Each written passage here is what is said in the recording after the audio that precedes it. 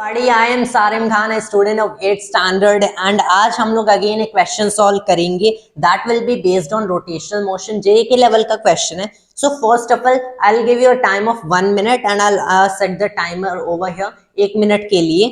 And after that only, after that 1 minute हम लोग visible on your screen. तो यहाँ पे now I'll set the timer for 1 minute and after that 1 minute I'll start solving the question only. So here it goes. तो यहाँ पे it has been started and the question is about rotational motion. JEE main के level का question है. Again main तो entirely नहीं कहूँगा, definitely not advance, but something like something above than main ये क्वेश्चन है. So if your concepts are again clear about some concepts like जैसे यहाँ पे टॉर्क हो गया, ऑब्वियसली इतना तो सबको पता है टॉर्क का कंसेप्ट यूज होगा टू सॉल्व दिस. जैसे देख रहे हैं ना कि यहाँ पे एक आपके पास फोर्स है F0 and you have another force F, तो you definitely know कि ऐसा हो सकता है कि forces equal ना हो, and this is gonna be everybody must have realized that by now. तो obviously आपको torque का concept यहाँ पे use करना पड़ेगा about any certain axis and you have to decide कि किस axis of rotation के about आप torque use करोगे.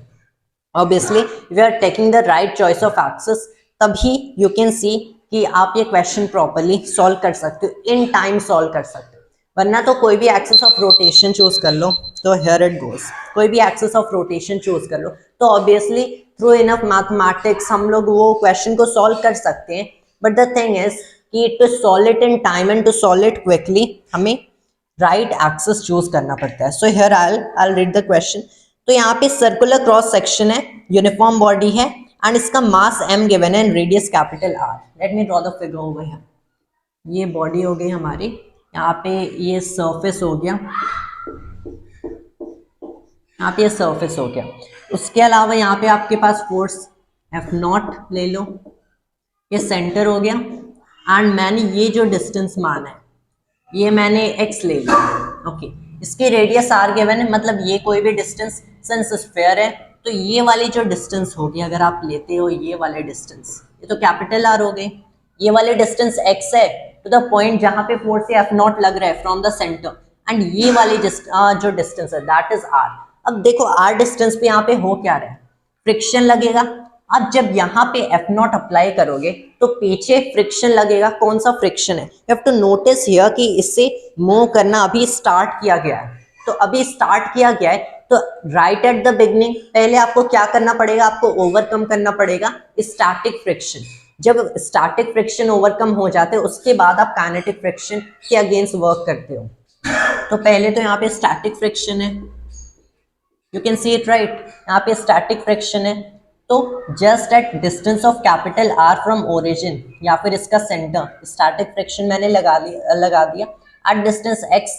ये फोर्स F0 हो गए. फिर what we have to do, हमारे पास दो फोर्सेस हैं, इनकी टॉर्क देख सकते हैं. तो अब मैं अपना एक्सिस चूज करता हूँ. एक्सिस ऑफ रोटेशन क्या होता है? अगर आप एक्सिस ऑफ रोटेशन बेसिकली देखते हो तो let's take instantaneous axis of rotation.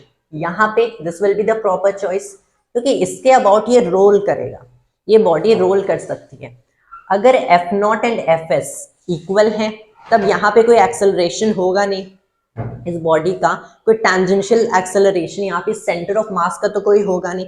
But actually to start the body यहाँ पे आपको एक्सेलरेशन चाहिए, तो the acceleration of centre of mass you actually need that.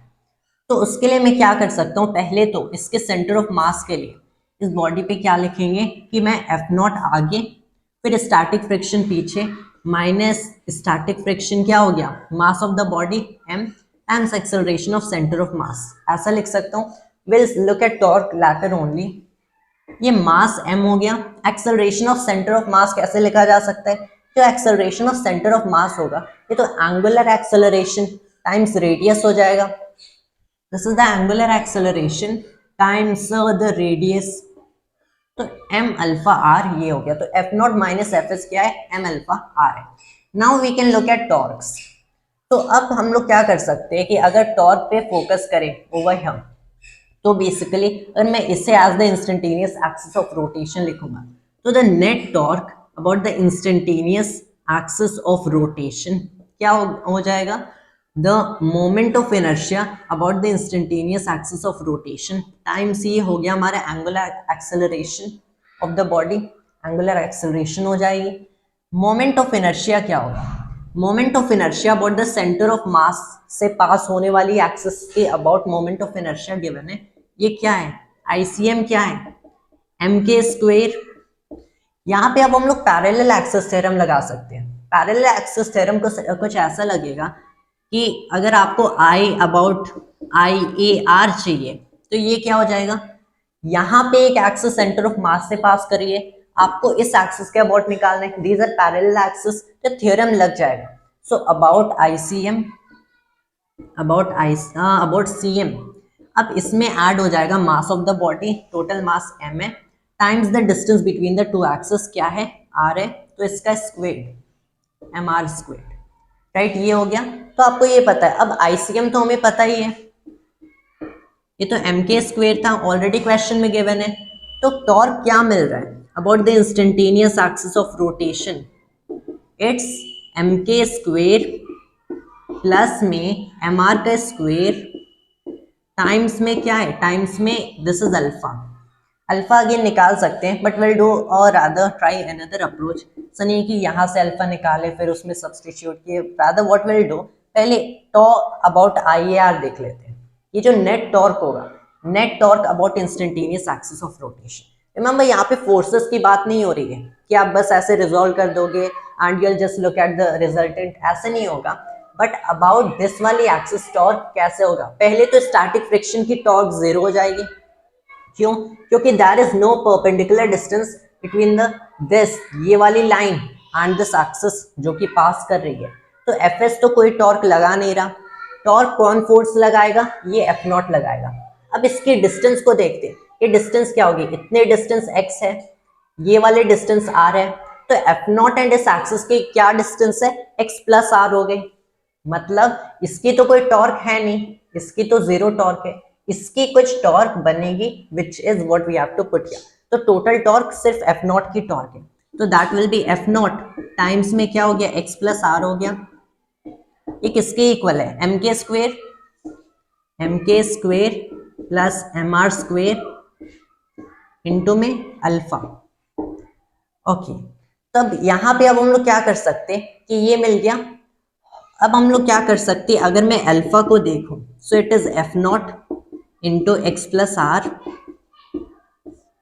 Over में हो गया एम के square plus M R square, कुछ ऐसा होगा। उसमें मैं क्या कर सकता हूँ? एम अल्फा आर तो मुझे पता है कि ये होगा F not minus F S, क्योंकि एफ एस ही तो निकालना है, तो जो हमारा फाइनल एक्सप्रेशन होगा उसमें एफ एस चाहिए, ऑल्सो एफ नॉट भी चाहिए, एफ नॉट के टर्म्स में होगा, सबको पता है। तो अब मैं इस टर्म में एम अल्फा आर मल्टीप्लाई करूंगा, एम आर एक्चुअल में मल्टीप्लाई करूंगा, and even in this term, तो ये जो फाइनल एक्सप्रेशन होगा F not minus F S के इक्वल होगा। So if you try multiplying in this, ये क्या है? एम आर मल्टीप्लाई करेंगे, सो इंटू में एफ नॉट इंटू ये हो गया x plus R over M के square plus M R square, right. And इसको हम लोग किससे इक्वेट करेंगे? एफ नॉट माइनस में हो गया एफ एस। पहले m कैंसिल करता हूं, यहां से m कैंसिल हो गया, so will not have m in our final expression. फिर ये क्या है? एफ नॉट आर एक्स हो गया प्लस में हो गया एफ नॉट आर का स्क्वेयर, किसके इक्वल होगा? इससे मल्टीप्लाई करते हैं, ये हो गया एफ नॉट के का square plus F not R square minus F S K square minus F S R square. यहाँ पे ये वाला टर्म कैंसिल हो सकता है, तो एफ नॉट आर स्क्वेयर इसको कैंसिल कर दिए।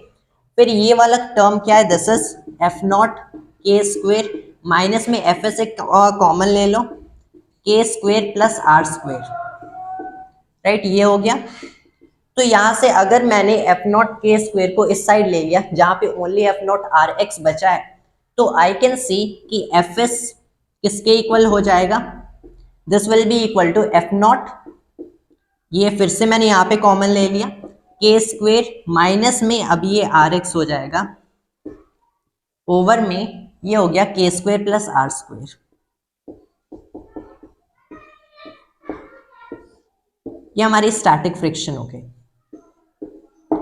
This is the static friction. क्या है? F not times K square minus R x over K square plus R square. And the thing that we have to notice, यहाँ में total कितने variables given थे? हमें total variables given थे. Like एक तो मास गिवन था m, एक रेडियस कैपिटल R, फिर आपको एफ नॉट गिवन था एंड आपको m again in ICM m given था, k गिवन था. फाइनली एफ नॉट हम लोगों ने यूज किया, k यूज किया, r यूज किया, x भी यूज किया, राइट, x भी यूज किया, m को नहीं यूज किया but it got cancelled in Midway. So even if m was not given that, हम लोग फिर भी एज्यूम कर सकते थे द मास इज m और कैपिटल M और something like that. We could still get it in the end, but M came out to be useless. इस question में it turned out to be useless. कोई नहीं. But that was the solution. This will be the static friction. And अगर हम इतनी amount की static friction exactly में लग रही है, actual में इतनी amount की static friction is in the backward direction and आपने F naught तब इसके according लगाए, then the body will here start rolling. इसके पास कुछ certain acceleration होगी. यहां से अब अल्फा तो इजीली निकल सकता है, अल्फा इजीली निकाल सकते, एक्सेलरेशन ऑफ सेंटर ऑफ मास भी निकाला जा सकता है कि किस रेट से इस सेंटर ऑफ मास की वेलोसिटी चेंज होगी, किस रेट से सेंटर ऑफ मास एक्सेलरेट करेगा. एंड एंगुलर एक्सेलरेशन भी निकाला जा सकता है कि ये बॉडी की जो एंगुलर एक्सेलरेशन होगी, एंगुलर वेलोसिटी होगी, that will change by what rate. So that was a solution to this problem and thanks to always and जय हिंद जय भारत.